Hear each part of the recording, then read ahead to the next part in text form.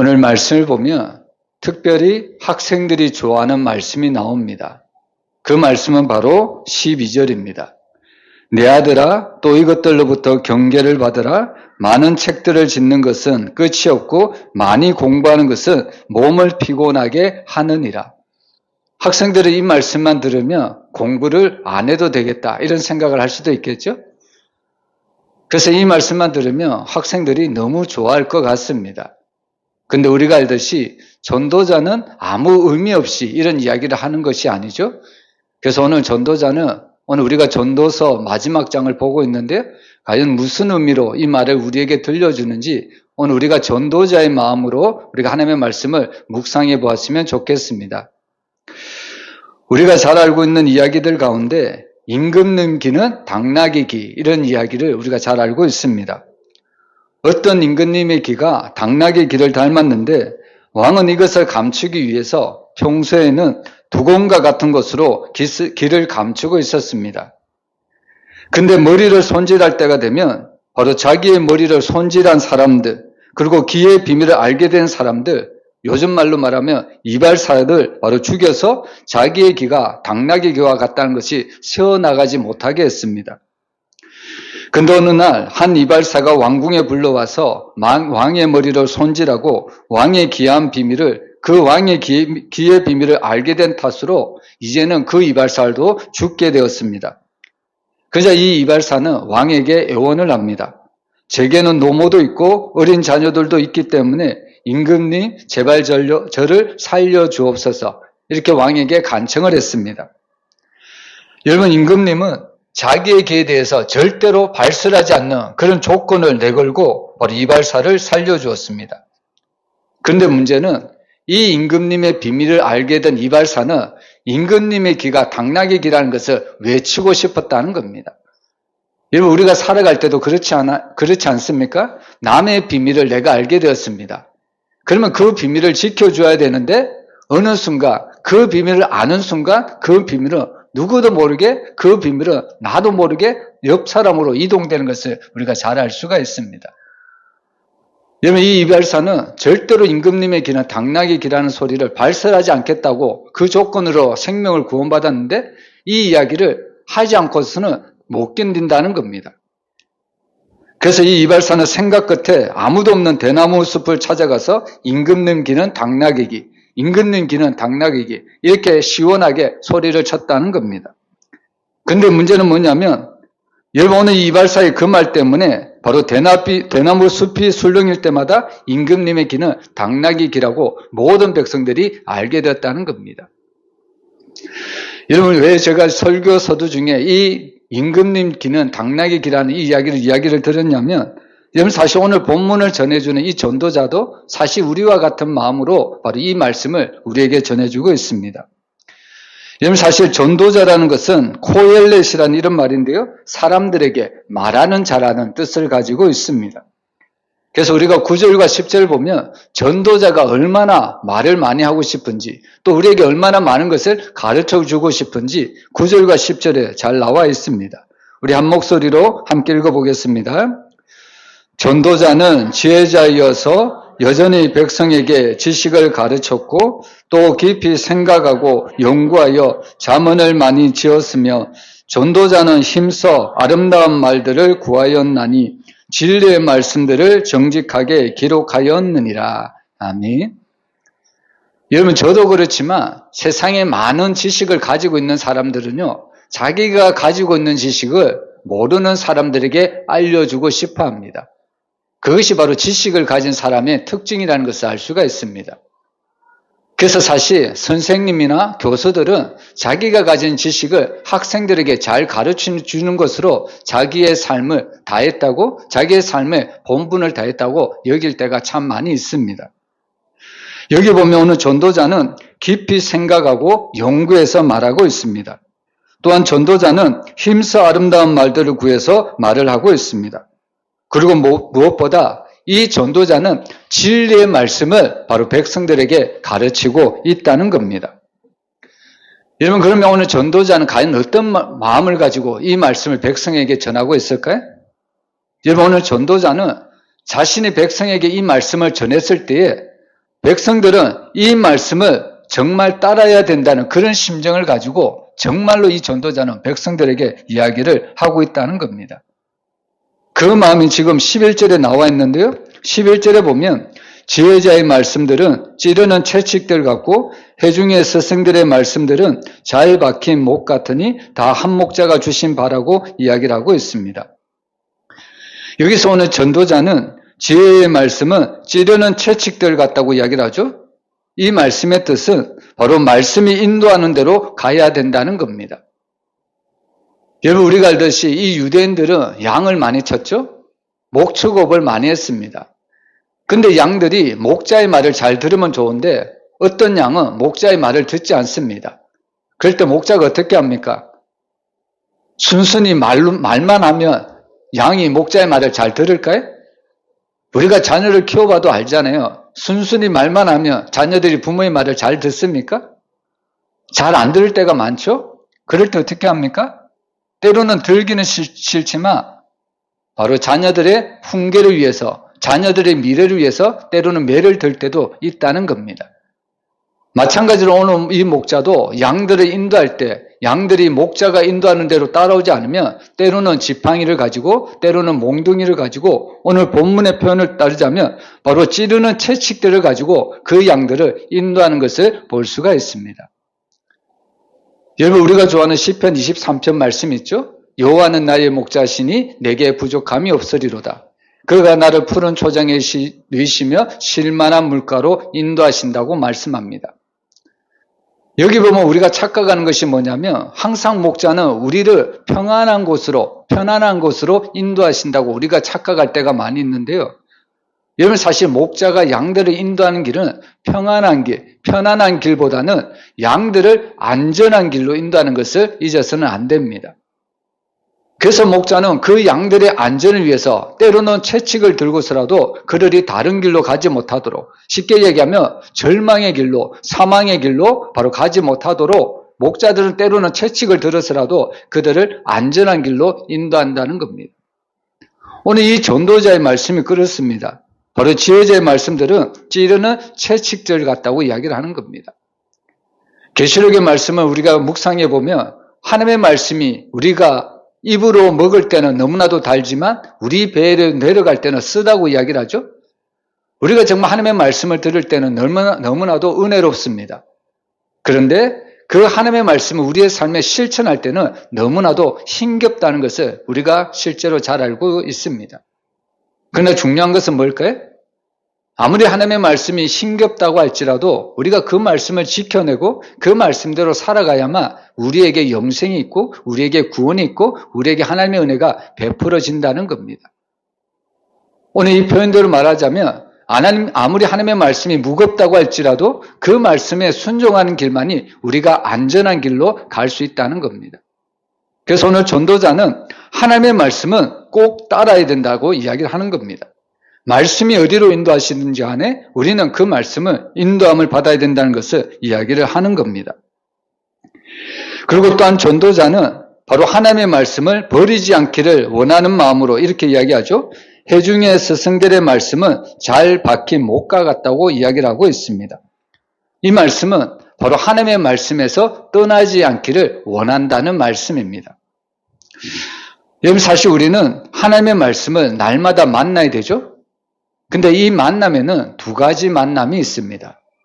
여러분 첫 번째 만남은 어떤 만남이냐면 미팅이라는 만남이 있습니다. 이것을 쉽게 얘기하면 내가 하나님의 말씀을 오늘 3장 읽어서 4장 읽어서 하나님의 말씀을 문자적으로 읽은 것을 우리가 미팅했다. 그렇게 이야기할 수가 있습니다. 여러분 중요한 것은 단순히 내가 오늘 말씀을 3장 읽고 4장 읽고 5장 읽고 그걸 가지고 내 삶이 변화되지 않는다면 그것은 진정한 하나님의 만남이 아니라는 겁니다. 어떻게 보면 그냥 단순히 하나님의 말씀을 읽는 데 그친다면 어떻게 보면 우리의 신앙생활은 종교적인 신앙생활이 될 수밖에 없습니다. 그래서 사실 우리는 하나님의 말씀 한 절을 읽어도요, 그 말씀 가운데 하나님과의 깊은 교제에 들어가야 합니다. 이것이 진짜 만남이라는 거예요. 그래서 두 번째 진짜 만남은 인카운터라고 이야기할 수가 있습니다. 무슨 이야기냐면 사건이 되는 만남이 있어야 된다는 겁니다. 여러분 어떤 성도가 은혜를 받을까요? 여기에 많은 성도들이 하나님의 말씀을 듣지만 근데 어떤 성도는 말씀을 들을 때마다 은혜를 받는 성도가 있고 어떤 성도는 은혜를 받지 못하고 그냥 돌아가는 성도들도 있는 것을 볼 수가 있습니다.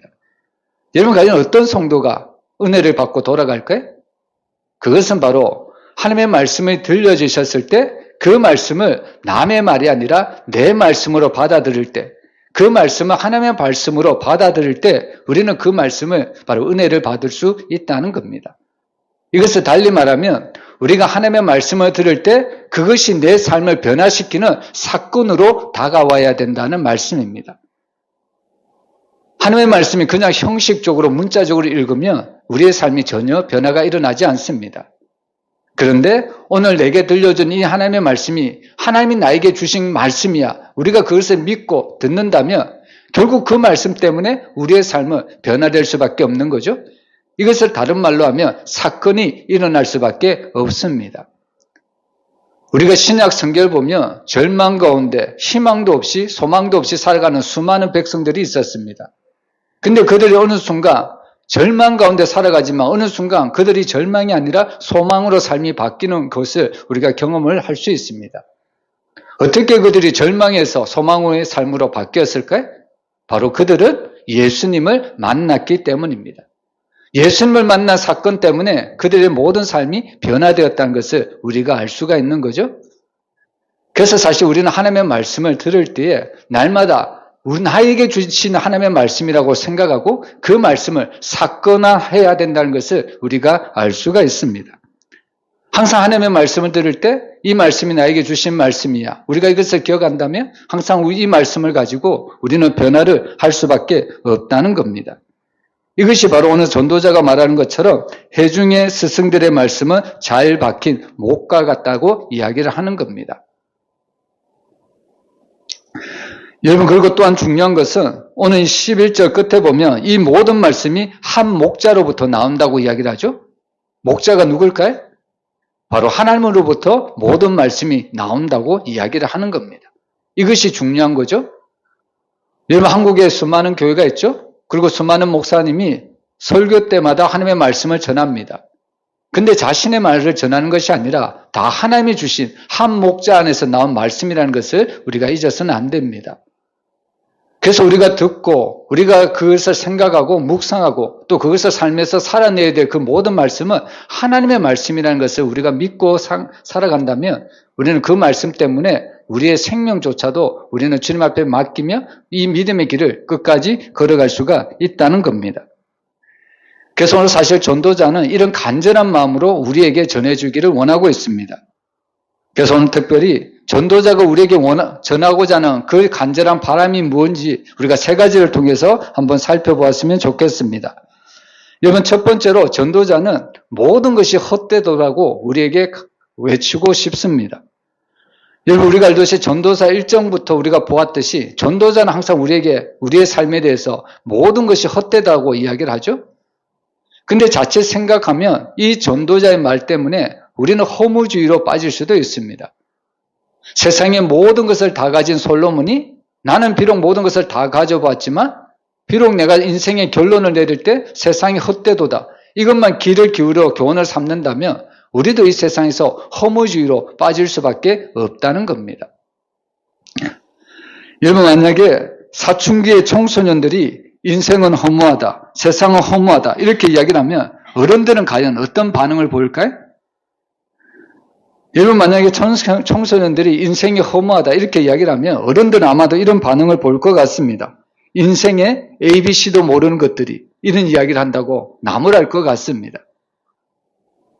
근데 사실 좋은 어른은 어떤 어른이냐면요. 청소년들이 아무리 철없는 이야기를 해도 그 이야기에 귀를 기울여 그 이야기를 들을 줄 아는 어른이 참으로 귀한 어른이라는 것을 우리가 알 수가 있습니다. 그래서 오늘 이 전도자는 정말 하나님 앞에 정말 자신이 지금까지 깨달은 모든 것들을 우리에게 다 알려주는데 그 교훈의 첫 번째로 인생의 모든 것은 헛되도다 이렇게 이야기를 하고 있습니다. 근데 중요한 것은 무엇이냐면요. 인생이 헛되다는 것은 세상 안에서 우리가 사는 모든 것이 다 헛되다라는 것을 우리에게 이야기를 하고 있는 겁니다. 그래서 오늘 전도자는 인생을 살아가는, 세상을 살아가는 모든 자들에게 정말 모든 것이 헛된데 우리에게 이런 헛된 삶을 살지 않기 위해서는 우리는 항상 주 안에서 살아가야 된다는 것을 역설적으로 우리에게 교훈을 하고 있습니다. 흔히 우리가 표현을 하듯이 우리가 세상의 것을 잡으려고 하면 할수록 어떻게 됩니까? 마치 바람을 잡으려는 것과 똑같다고 이야기를 하죠. 나는 한순간 이것을 움켜쥐었다, 잡았다고 이야기를 하는데 어느 순간 보면 내가 잡은 것도 나도 모르는 사이에 내가 잡은 것들이 스르르 흘려버리는 때가 너무나도 많이 있습니다. 여러분, 저도 그렇게 하지 않으려고 하는데 저도 어느 순간에 보니까 음식을 먹을 때 조금씩 흘리더라고요. 여러분, 저도 음식을 먹을 때 요즘은 참 어떻게 보면 긴장을 해서 먹거든요. 특별히 흰 옷을 입고 흰 와이셔츠를 입고 뭔가 음식을 먹을 때 정말 긴장을 하고 음식을 먹습니다. 그리고 음식을 다 먹고 났을 때 오늘은 성공했구나. 왜냐하면 내 와이셔츠에 아무런 것도 묻히지 않고 음식을 잘 먹었구나. 이렇게 생각하고 식사를 마칠 때가 많습니다. 근데 정작 집에 와서 저희 옷을 한 번씩 벗어보면 어느 순간 음식물이 튀어있는 내 모습을 바라볼 수밖에 없습니다. 지난 시간에도 말씀을 드렸지만 고대 근동 부잣집에는 그 천정 높이에 은줄로 내려다는 그 금촛대가 있습니다. 여러분, 처음에는 그 금촛대를 은줄로 얼마나 단단히 메어 놓았겠습니까? 근데 세월이 지나면 자신도 모르는 사이에 그 은줄이 풀어질 수밖에 없다는 겁니다. 여러분, 이것이 바로 인생을 살아가는 우리들의 삶이 현 주소입니다. 내가 아무리 세상에 많은 것을 가지려고 우리가 몸부림쳐 보지만 결국에 우리에게 남는 것은 마치 허공을 잡는 것과 같고 바람을 잡는 것과 같다는 겁니다. 그래서 솔로몬이 인생의 모든 것은 헛되도다 이렇게 표현을 하는 거죠. 근데 중요한 것은 정말 솔로몬이 이야기하고 싶은 것은 우리에게 정말로 교훈하고 싶은 것은 세상의 모든 것은 헛되지만 주 안에서 행하는 모든 것들은 헛되지 않다는 것을 역설적으로 우리에게 말씀해 주고 있습니다. 여러분, 우리가 오늘 주일 오전 말씀도 들었지만 오늘 고넬료가 하나님 앞에 구제를 하고요, 또 하나님 앞에 기도했던 거, 하나님은 그의 기도와 그의 구제를 하나님께서 기쁘게 받으셨다고 이야기를 합니다. 하나님 앞에 상달되었다고 이야기를 합니다. 저와 여러분은 언젠가는 하나님 앞에 서야 되는데 과연 하나님은 우리가 이 땅에서 무엇을 행한 것에 대해서 하나님은 우리의 행위에 대해서 기억하시고 또 우리가 행한 것에 대해서 상을 베풀어 주실까요? 여러분, 결국 하나님이 우리에게 상을 베풀어 주신 것은 하나밖에 없습니다. 하나님의 약속의 말씀에 대한 믿음으로 살아간 것, 그것에 대해서 하나님은 우리에게 상을 베풀어 주신다는 겁니다. 우리가 세상에 아무리 큰 업적을 쌓아도요, 하나님은 그것 때문에 우리에게 상을 주지 않습니다. 그건 아무리 작은 것이라고 할지라도 그 작은 것을 하나님의 말씀을 붙들고 믿음으로 살아낼 때 하나님은 그것을 붙들고 그것을 살아낸 성도들에게 하나님은 크신 은혜를 내려주신다는 이야기입니다. 그래서 오늘 전도자는 이 마지막 때에 1장부터 시작해서 12장 끝에 와서도 모든 것이 헛되도다 계속해서 이야기하지만 사실 이것은 인생의 세상을 바라보는 모든 자들은 헛된 삶을 살아갈 수밖에 없지만 하나님을 믿고 주 안에 생하는 모든 자들은 헛된 삶이 아니라 하나님이 기억하시는 삶, 하나님께서 인정하시는 삶, 하나님께서 상을 주시는 삶이라는 것을 우리에게 역설적으로 말씀해 주는 겁니다. 그래서 오늘 우리는 항상 주 안에서 우리가 항상 생활해야 된다는 것을 우리에게 말씀해 주고 있습니다. 그리고 두 번째로 오늘 솔로몬이 하고 싶었던 말은 하나님을 경외하고 그의 명령을 지키는 것이 모든 사람의 본분이라고 이야기를 하고 있습니다. 우리 13절 말씀 우리 한번 같이 읽어보겠습니다. 이래 결국을 다 들었으니 하나님을 경외하고 그의 명령들을 지킬지어다. 이것이 모든 사람의 본분이니라. 사실 솔로몬은 모든 것이 헛되도다 이렇게 이야기하는 이유는 바로 이 13절 말씀을 하고 싶었기 때문입니다. 결국에 오늘 솔로몬이 바로 모든 것이 헛되다고 하는 이 말 속에 무엇을 의미를 담고 있냐면 바로 일의 결국을 다 들었다는 이야기입니다. 일의 결국이 뭐냐면 바로 모든 것을 다 헛되다는 것을 그는 깨달았다는 겁니다. 그러면서 솔로몬은 여기서 그치지 않고 모든 것이 헛되니 하나님을 경외하고 그의 명령을 지키고 이것이 바로 모든 사람의 본분이라고 이야기를 합니다.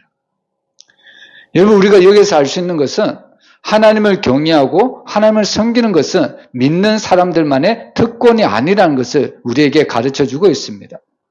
여러분, 하나님을 섬기는 것은 모든 사람의 마땅한 본분이라는 겁니다. 흔히 세상에도 은혜를 받았으면 은혜를 끼친 자에게 마땅한 도리를 베푸는 것이 마땅한 은혜 받은 자의 도리라는 것을 우리가 알 수가 있습니다.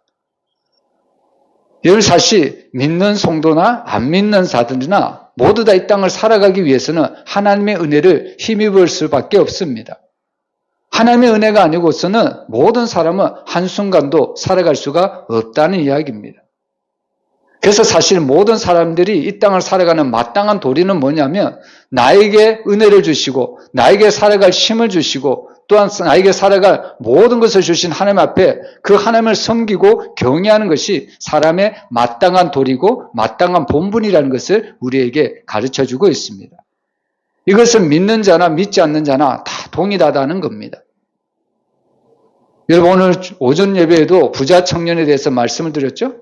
여러분, 이 부자 청년은 자신 있게 어릴 때부터 나는 예수님이 말씀하신 바로 이 6가지 계명을 다 지켰다고 이야기를 합니다. 우리는 이런 것을 보며 이 부자 청년이 믿음이 참 크다. 우리는 이렇게 인정할 수도 있습니다. 근데 중요한 것은 뭐냐면요. 이 부자 청년은 이 6가지 계명을 다 지켰다고 이야기를 하지만 사실 이 계명은 이 부자 청년만 지켜야 되는 계명이 아니고요. 이 땅을 살아가는 모든 사람들이 똑같이 지켜야 될 계명들이라는 것을 우리가 잊어서는 안 됩니다. 예수님이 부자 청년에게 말씀하신 계명은 사람들과의 관계에서 우리가 어떻게 행동해야 될 것인가에 대한 그런 계명들이라는 것을 우리가 알 수 있습니다. 여러분, 믿는 성도들만 살인을 하지 않으면 됩니까? 믿는 성도들만 간음하지 않으면 됩니까? 믿는 성도들만 도둑질하지 않으면 됩니까? 믿는 성도들만 이웃을 사랑해야 될까요? 그렇지 않죠? 여러분, 이것은 10계명에 나오는 5계명부터 10계명까지 나오는 이 계명은 믿는 성도나 믿지 않는 사람이나 똑같이 이 땅을 그 말씀대로 지켜내야만 이 사회가 정말 살기 좋고 평화롭고 행복한 세계가 될 수 있다는 것을 우리에게 교훈해주고 있습니다. 근데 문제는 나는 이 계명을 잘 지키고 있는데 누군가 이 계명을 어기면 때로는 나는 이렇게 어긴 사람들 때문에 나도 피해자가 될 수가 있다는 겁니다. 그래서 사실 우리가 이 땅을 살아가는 모든 사람들은 하나님이 우리에게 주신 본분, 마땅히 하나님을 공경하고요, 하나님을 경외하고요, 하나님만을 섬겨야 되는 것이 마땅한 인간의 도리라는 것을 잊어서는 안 됩니다. 여러분, 웨스트민스터 소리문답 1문항이 뭡니까? 사람의 제일 첫 번째 되는 목적이 무엇이냐? 이렇게 우리에게 질문을 던지고 있습니다. 여러분, 어떤 책을 봐도 어떤 교과서를 봐도 사람의 첫 번째 되는 행위가 무엇인지 우리에게 가르쳐 주지 않습니다. 여러분, 사람이 사람답게 살아가기 위한 목적이 뭘까요? 그 질문한다면 누구나 자기의 생각대로 자기가 원하는 대로 그 답을 할 수 있겠죠? 근데 소요리 문답은 사람의 제일 되는 목적이 무엇입니까? 여기에 대한 답을 이렇게 하죠. 하나님을 영화롭게 하는 것과 영원토록 그를 즐거워하는 것이 사람의 첫 번째 목적이라고 말씀합니다. 여러분, 이것이 바로 사람을 창조하신 하나님의 목적이라는 겁니다. 여러분, 하나님이 왜 사람을 창조하셨을까요? 바로 하나님은 자신의 형상을 지은 사람을 통해서 영광을 받으시기 원하셨다는 이야기입니다. 부모님이 자녀들을 왜 낳을까요? 부모님이 자녀들을 낳는 이유도 자녀들이 부모님의 기쁨이 되는 존재로 그렇게 여김을 받도록 우리가 그렇게 위해서 자녀들을 낳는 것을 볼 수가 있습니다. 그래서 성경은 항상 사람의 첫 번째 되는 목적이 하나님을 영화롭게 하는 것과 영원토록 그를 즐거워해야 된다는 것을 우리에게 말씀을 하고 있다는 겁니다. 이것은 믿는 자나 안 믿는 자나 똑같이 지켜야 되고요. 장년부나 청년부나 어린이라 할지라도 모든 사람이 통틀어서 하나님을 경외해야 된다는 것을 우리에게 가르쳐주고 있습니다. 그래서 솔로몬은 바로 너는 청년의 때에 너를 창조자를 기억하라 이렇게 이야기를 하죠. 여러분 젊은이만 창조주를 기억하면 될까요? 아니죠. 제가 이 말씀을 하고 그 다음 주에 노년의 때에 항원의 때에도 이야기하지 않았습니까? 여러분 사실 이 땅을 살아가는 모든 자들은 창조자를 기억을 해야 된다는 겁니다. 창조자가 선행에 있었기 때문에 우리라는 나라는 존재가 이 땅에 존재할 수가 있었다는 겁니다. 여러분 닭이 먼저이지 계란이 먼저이지 않습니다. 근데 흔히 우리는 닭은 잊어버리고 계란을 먼저 중요시할 때가 참 많이 있는데 여러분 우리는 가끔 하나님을 잊어버리고 나 자신을 중심으로 살아갈 때가 너무 많습니다. 이것은 세상 말로 뭐라고 이야기하냐면 배은망덕한 사람이다 이렇게 이야기를 하는 거죠. 그래서 오늘 전도자는 마지막으로 우리에게 교훈해주는 두 번째가 뭐냐면 모든 사람은 바로 하나님을 경외하고 하나님을 섬기는 것이 마땅한 도리고 마땅한 본분이라는 것을 우리에게 가르쳐주고 있습니다. 그래서 동양 사상에 봐도요. 경천애인이라는 이런 한자 수고가 있습니다. 경천애인은 무슨 뜻이냐면 하나님을 경외하고 사람을 사랑하라는 겁니다. 이것이 바로 동양 사상입니다. 여러분 성경에서 이렇게 이야기하죠. 하나님을 사랑하고 내 이웃을 사랑하라. 근데 이것도 우리가 사는 모든 세상에 바로 이런 사상이 다 포함이 되어 있다는 겁니다. 그래서 오늘 우리는 바로 하나님을 경외할 때 하나님은 우리에게 엄청난 은혜를 주시고 엄청난 축복을 주신다는 것을 우리가 잊어서는 안 됩니다. 그래서 하나님을 경외하는 사람들에게는요. 하나님께서 먼저 지혜를 주신다고 말씀합니다. 잠언서 9장 10절에 보면 여호와를 경외하는 것이 지혜의 근본이요 거룩하신 자를 아는 것이 명철이라고 말씀하고 있습니다. 바로 하나님을 경외하는 자에게 하나님은 솔로몬과 같은 지혜를 주신다는 겁니다. 그리고 두 번째로 하나님을 경외하는 자에게 하나님은 엄청난 복을 주십니다. 조금 길지만 우리가 한번 신명기 28장 1절에서 6절까지 우리가 한번 자세히 한번 읽어봤으면 좋겠습니다. 하나님이 우리에게 주신 복이 어떠한지 우리가 이 복을 다 받아 누렸으면 좋겠습니다. 우리 함께 1절부터 6절 우리 한번 같이 읽어보겠습니다. 내가 내 하나님 여호와의 말씀을 삼가 듣고 내가 오늘 내게 명령하는 그의 모든 명령을 지켜 행하면 내 하나님 여호와께서 너를 세계 모든 민족 위에 뛰어나게 하실 것이라. 내가 내 하나님 여호와의 말씀을 청종하면 이 모든 복이 내게 임하며 내게 이르리니 성읍 가운데서도 복을 받고 들에서도 복을 받을 것이며 내 몸의 자녀와 내 토지의 소산과 내 짐승의 새끼와 소와 양의 새끼가 복을 받을 것이며 내 강주리와 떡반죽 그릇이 복을 받을 것이며 내가 들어와도 복을 받고 나가도 복을 받을 것이니라. 아멘. 여러분 하나님은 어떤 자에게 이런 복을 주실까요? 2절에 보면 여호와의 말씀을 청종하면 이 모든 복이 내게 임한다고 이야기를 합니다. 바로 하나님의 말씀을 청종하고 그 말씀들 믿음으로 살아갈 때 하나님을 경외하며 살아갈 때 하나님은 우리에게 이 모든 복을 주신다고 약속하고 있습니다. 바라기는 우리 사랑하는 모든 성도들 또 우리 성도들의 가정 하나님이 주신 이 축복을 다 받아 누리시기를 주의 이름으로 축원합니다. 그래서 오늘 전도자는 여호와를 경외하는 자에게 하나님이 이런 축복을 주신다고 말씀을 하고 있습니다. 그리고 마지막으로 오늘 솔로몬이 마지막으로 말하고 싶어 한 것은 결국 세상의 마지막에는 심판이 있다는 것을 말을 하고 있습니다. 오늘 14절 말씀 보면 하나님은 모든 행위와 모든 은밀한 일을 선악간에 심판하신다고 경고를 하고 있습니다. 우리가 잘 알듯이 히브리서 9장 27절을 보면 한 번 죽는 것은 사람에게 정해진 것이요 그 후에는 심판이 있다고 분명히 밝히고 있습니다. 여러분 결국 우리의 인생은 우리가 죽음으로서만 끝나지 않는다는 것을 성경은 밝히고 있습니다. 오히려 죽음은 우리에게 있어서 최종적인 심판이 아니라 죽음 너머에서 우리가 하나님 앞에 나갔을 때 그 하나님의 심판대 앞에 우리가 섰을 때 그 심판이 바로 우리에게 최종적인 심판이라는 것을 우리에게 경고해 주고 있습니다. 그래서 사실 하나님의 심판대 앞에 서면요, 딱 두 가지 심판밖에 없습니다. 바로 천국 아니면 지옥이라는 겁니다. 여러분, 중간 지대는 하나도 없습니다.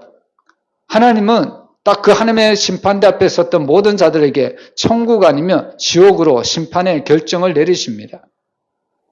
그래서 우리는 이 땅을 살아갈 때 어떻게 해서든지 우리는 예수를 믿어야 된다는 겁니다.